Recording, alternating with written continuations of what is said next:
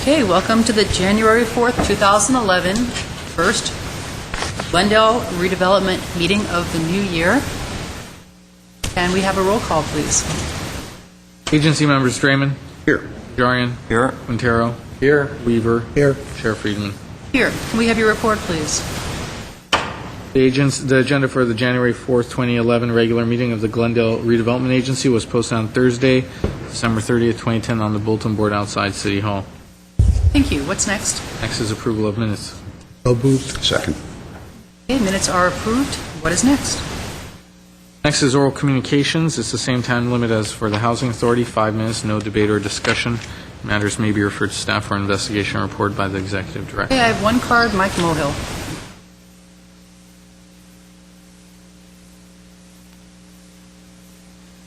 Mike Mohill, long-term resident, Glendale Housing Authority. Thank you, Chairman Friedman. It's redevelopment. Friedman. Okay.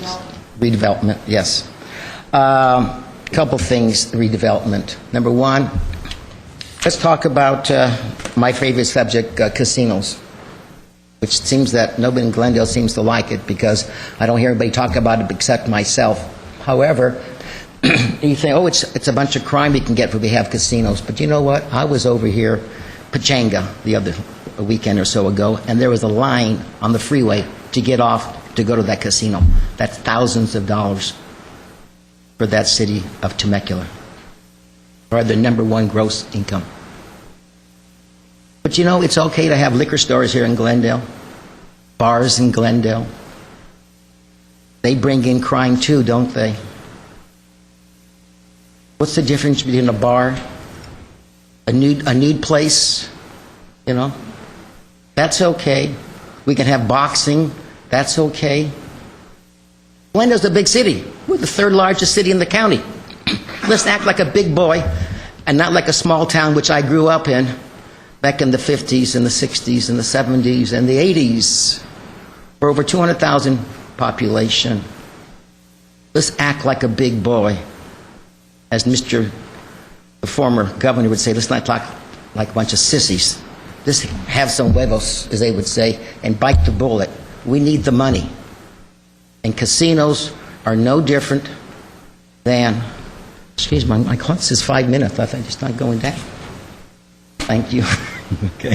Thank you, Artie. Thank you. I got another 4 minutes and 57 seconds. Okay. Thank you. Technical error. Okay. Anyway, so let's think about, I'm getting sore throat. Let's think about casinos. I mean, after all, other cities throughout the country are bringing in casinos, bringing in revenue. Won't be any more crime. Police.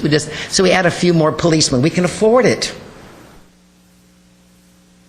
The redevelopment, Maryland Avenue, I don't know where you want to put it, but put it somewhere. God, we got the land. We don't need any more office buildings or affordable housing, do we? We definitely don't need any more Howard of Huff. But we do need to put some money perhaps in a casino. Okay? Another thing I'd like to talk about is, again, I'm bringing back the article in the LA Times, dated December 29, 2011, in which a beautiful article. People in the audience at home, please get your copy of the Glendale News Press or the Los Angeles Times. It's dated December 29, 2011. You're going to get the whole story, the truth, and nothing but the truth. What's going on at City Hall? Your taxpayers are working today, and we have 5 councilmen who are telling us they're in our interest when they come here. But folks, let me tell you how they're in our interest. In the campaign donations of 2009, our wonderful mayor, Mr. Nigerian, received $27,000 from ADI. Wow. And I forgot, and $15,000 from our 4 city unions. Mr. Frank Quintero, councilman, received $23,500 from ADI. Not bad, huh? Talk about influence in the city. Oh, I forgot, he also got $15,000 from our city 4 unions. And now we have Councilwoman Laura Friedman. She received a newcomer. She knew nothing about the city. I never heard of her before.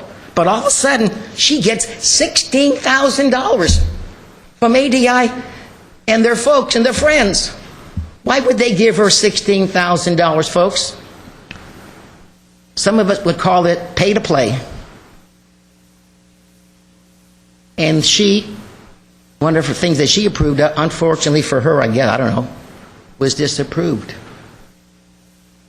But she's part of the group that have all received money. Oh, by the way, she also received money from the 4 city unions, too. I think, I'm not sure exactly, but I think it came out to about $4,000 because by 2009, the Campaign Reform Act went into effect, and the most any one council person could get was $1,000 per individual, or $250 from a subcontractor and his friends and his mother and so forth. The money keeps flowing. Follow the money, as my mother would say. Well, you know where the money is. That's where the politics are. That's the business of the city. What's interesting, I found out. Oh, by the way, my good friend Bob Yusefian, he received $36,000. But you know what? He doesn't sit on council today. And that's not why I'm not criticizing him. And he's not looking for re-election either. You all made sure of that by ganging up on him last year in 2009. You got the unions say, he's no good after all. He wouldn't do a pay raise for you folks. So therefore, Mr. Yusefian was no good. But he did take $33,000 from EDI. He must be good to the developers. I got 49 seconds. I'll give it to you. Thank you.